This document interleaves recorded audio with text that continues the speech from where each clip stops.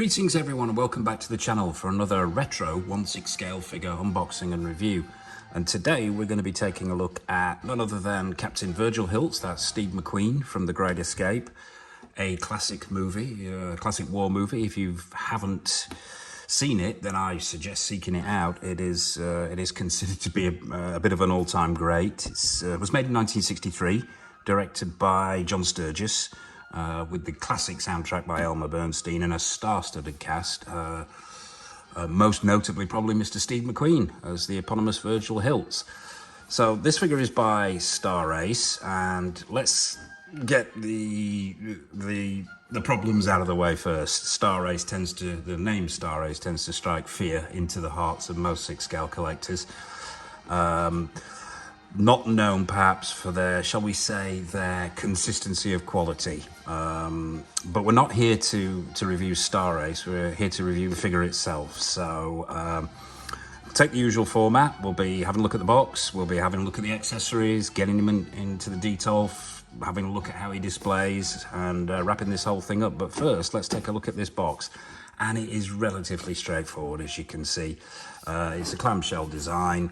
Figure goes in here. Obviously, the figure's been out. This is a retro review. I've had this figure for some time. I think it was released circa 2014, 2015. I think there were some delays with the release date on this figure. But yeah, box itself is really straightforward design. You've got a picture of Mr. McQueen on the front there. It's all brown, this box cover. In white there, it says Captain Virgil HILTS, Steve McQueen. Great Escape at the bottom here in white. Star Ace top right hand corner. Yeah, very, very straightforward. Not the most expensive plastic in the world. Quite cheap actually. But yeah, around on the side here, once again, it says The Great Escape. Another image from the film of Steve McQueen on the bike in relief. Name at the bottom again there. Around the back, yet another image from the sort of now legendary scene of him jumping the barbed wire fence in his attempt to escape. All usual warnings here. Don't eat, it will be bad for you. Don't throw at people. Don't give to very, very small children, etc, etc. We all know those. Same image on this side. Yeah, and that's it. When you open up the clamshell itself, obviously figures and the bits and pieces are in here, and you've got another nice collection of images there. Let's just get some light on that of Steve McQueen himself from stills from the film, and a relief of a watchtower and some barbed wire.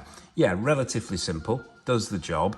Not the most expensive or perhaps most glamorous art box I've ever seen, but it does the job. So, as always, without further ado, let's get down on the table, let's get all the accessories out, and let's see what Mr. HILTS comes with. Okay, so here we are down on the table with all the accessories that come with your 1/6 scale Steve McQueen Virgil HILTS from Star Ace.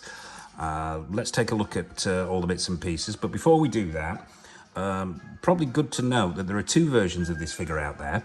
There's the standard version, which is the one we're looking at today, and there's the deluxe version. Now the deluxe version, and there's some very odd choices here, the deluxe version comes with a full Nazi officer uniform, which Steve McQueen wears in the film as a disguise, but doesn't come with this base. It comes with a clear, much cheaper clear acrylic base, which is a bit of an odd choice from Star Ace. You would expect the deluxe version to include this and the uniform, but let's not debate their wisdom at this point.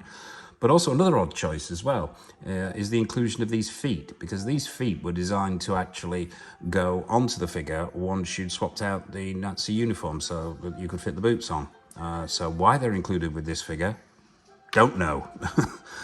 So let's move on rapidly from Star Ace's odd choices and take a look at everything you get. Let's start with the hands. You know me and my hands. So there's a pair on the figure. There's this hand, obviously, these 2. So you've got a total of 5 hands, which is an odd number of hands, but let's not debate that either. Let's take a look at the quality on these hands, and it's pretty good. You can see there's some, let's get some more light on this, that's better. There's some nice veining in there. You can see the bone structure. Paint application's good, not excellent. Fingernails are pretty good. And there's some give to these. They're quite flexible, so good for posing.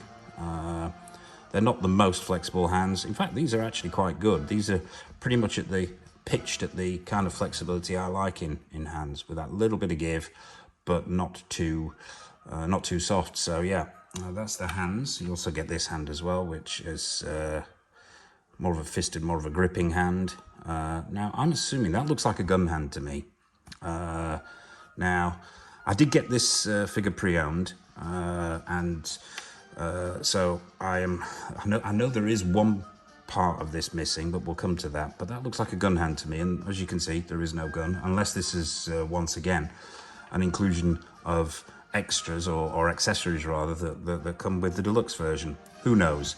If anyone out there's got this figure and can tell me exactly what's going on here, I'd be really grateful. But let's crack on. So that's the hands. Let's take a look at this one while we're on hands.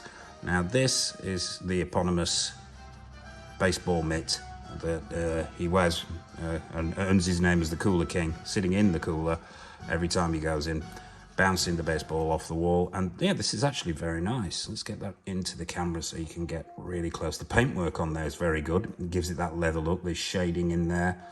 The sculpting's really, really nice. It has a genuine leather look. Some nice paint applications there. Creasing around the wrist area. And obviously it's got this hand already inserted in there. So it's just simply a case of popping it onto the wrist peg. But yeah, I'm actually quite liking that. That's very nice. There's some nice work there.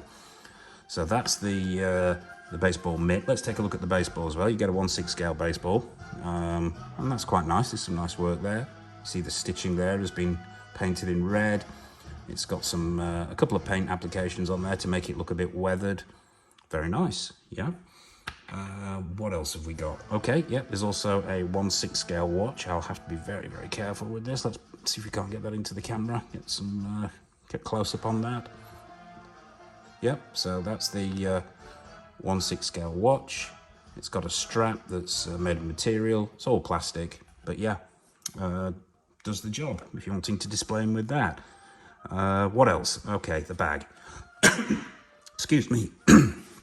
Yeah, so this is the bag that Virgil HILTS is carrying when he first arrives at the internment camp. Quite screen accurate. They've got the colour right. It's a sort of a grey canvas bag with these white straps. You've got V HILTS across the front there, and what I'm assuming is his army number. Plastic buckles on here, a zip. Inside is foam to give it that shape, as we find often with these kind of bags. You can take that foam out, store whatever you like in there, accessories, etc., if you are that way inclined. But yeah, that's pretty nice. Don't think that needs any weathering. As I say, it looks pretty screen accurate to me. So that's the bag. Yeah, let's quickly have a look at these feet. Really stumped at why these have been included, but yeah, pretty much their feet. They're not really designed to be seen because they're supposed to go into the leather boots, the leather officer boots. So yeah, they're pegged as well. Not sure why they were included, but worth mentioning anyway. And finally, let's take a look at this stand. Now, this is a very, very nice stand, actually. I really do like this. I think they've done some excellent work here. As you can see, it's oval, it's all plastic. You've got the Great Escape there in relief on the front in yellow. This mud effect is very, very good, and there are bits and pieces. There are cartridges here that have been painted really, really well. There's tire tracks. The rocks are really well done. These stakes here, which I'm assuming are meant to be part of the fence that he jumps over and gets entangled in. But yeah, I really, really like this base. I think they've done an outstanding job. I don't use this in my display, as I've got a custom base for this figure, which we'll take a look at when we get over to the detail. But as a standalone base, this is exceptional work. I think it's really, really good. So hats off Star Race for that one. And it comes obviously with a clear acrylic pole and a waist grabber in clear acrylic as well. So yeah, there you have it. That's all the bits and pieces that Steve McQueen comes with. So without further ado, let's bring out the main event, get him on the turntable, and see what Virgil HILTS is all about. Okay, so here he is, Steve McQueen, Captain Virgil HILTS. Onto the stand, onto the turntable, and let's take a closer look at the figure itself. Let's start with the outfit, but before we do that, something I did miss in the accessories section. I believe this was supposed to have come with actually some 1/6 scale plastic dog tags. I've checked online and seen that that should have been an accessory with this figure. Can't seem to find them. Apologies for that. They may not have been included. I did get this figure pre-owned, or alternatively, which is probably more than likely, they're in with my myriad of accessories and have gone walkabout. But yeah, take my word for it. There should be some 1/6 scale dog tags with this. So the figure itself, let's have a look at Virgil HILTS closer and that outfit. Let's start at the bottom with these boots. Let's stop him spinning. Let's see if we can get this base to stop spinning. There we go. No, it's not cooperating. Bear with me. There we go. And let's have a look. Let's start with these boots. Pretty nice boots. They're all one piece. There's no socks there. I've had a look, take my word for it.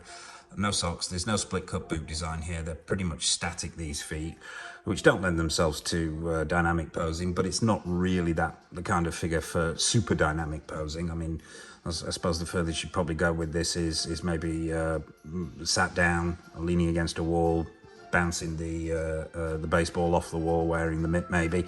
I don't know, or maybe even try and get him onto a motorbike. But yeah, the boots themselves are all one piece of molded plastic. No real laces here. The coloring's pretty good. There's some weathering on the front there, which is nice. The pants are cotton. I've revisited the film and they're pretty much screen accurate. The colorings they've got here. So yeah, they're a nice cotton. They fall well. We've got workable pockets on both sides. There's no belt. They fall very well.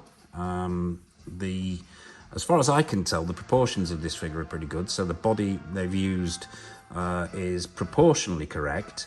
However, on handling it, it does straight away. It's not the most expensive body in the world. It's got some wobbles. It doesn't feel like you're working with a particularly high-end body, but proportionally, it's okay. Another thing to mention as well, actually, while we're here, is this hand, which we didn't cover in the accessories. It's got a nice ring on it. As you can see, it's catching the light there. Nicely painted, but yeah, these are the other pairs of hands. They do have a little bit, when you get them under bright lighting, they do have a bit of a sheen to them, a shine, which is off-putting, but I'll live with it. So yeah, back to the costume. The outfit rather. Underneath the jacket, we've got the blue t-shirt. That's a nice cotton material. It falls quite well. The neck is a little high on this t-shirt. I prefer it to be slightly lower, but if you do finagle it and get it a bit lower, what becomes apparent is the actual neck joint, which we'll come to shortly. But yeah, jacket itself is pleather. Coloring's nice. It's stood the test of time very well for pleather. I've yet to treat this, which I really should get round to. But yeah, 1/6 scale zip at the front. You know my feelings on 1/6 scale zips. I will be going nowhere near it. Workable pockets at the front here. Yeah, we've got his name in a lighter brown leather, pleather rather, across the front there. The stitch working is very, very nice. The collar is actually, I think it's sewn down, that collar, but he never really had the collar up anyway, so it's not a look that he would be sporting. The lining inside this jacket is very, very nice. It's got this lovely sort of deep orange. The stitching's very nice. It's a silky material, which I believe is screen accurate as well. Cuffs are done nicely. Proportions are good. Yeah, it's not bad at all. Let's just spin it round on the left shoulder there. Now I'm not sure whether that's actually a sticker or whether that's actually just painted on to the pleather. I'm not sure. It doesn't feel like a sticker, but it may be. I believe that could possibly be a World War II US Air Force emblem patch. I'm sure somebody will correct me if I'm wrong in the comment section. Let's bring him round again. Let's take a look at the back once again. That jacket's very nice. It's quite well fitted. Nice work on it, and it's stood the test of time. Let's get those arms up. I believe there are 30 points of articulation with this figure, but as I say, it's not the kind of figure I'm going to be going into extreme posing with. And let's bring him all the way back round again, so you can get a view from the front. So that's That's the outfit. Let's take a look at this head sculpt. It's one fixed piece. You only get the one head sculpt with this figure. Obviously there's no peg here. The range of motion is quite limited on this. It goes back quite a way, but forwards there's no movement at all, but I suppose that's to be expected where it meets the body there. So you've got the left and the right.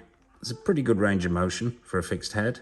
The actual head sculpt itself, let's bring it closer so you can see that. Maybe get this camera up a little bit. There we go. And let's bring him in. I mean, obviously we'll be getting him into the detail as usual and displaying him, and so you can get a better idea of how he displays, and which will also give us a better look at this head sculpt.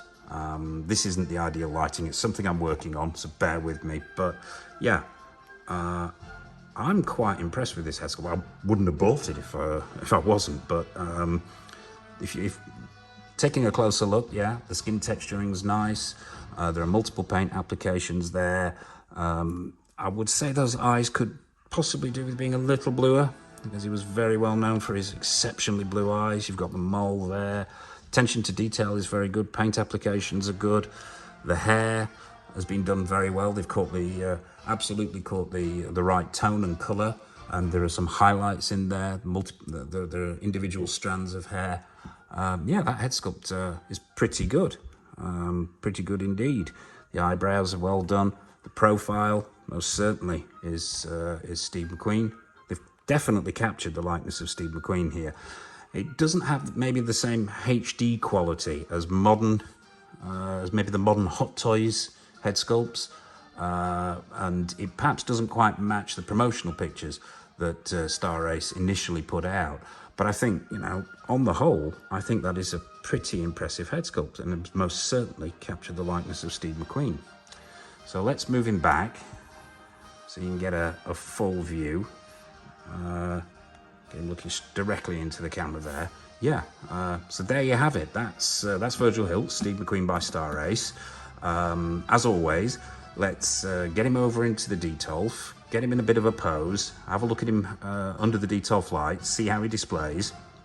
I probably won't, as much as I like this base, I probably won't be using this base because I have a custom base which I picked up from another collector who specifically made this base for this figure but never actually got around to getting his hands on the figure.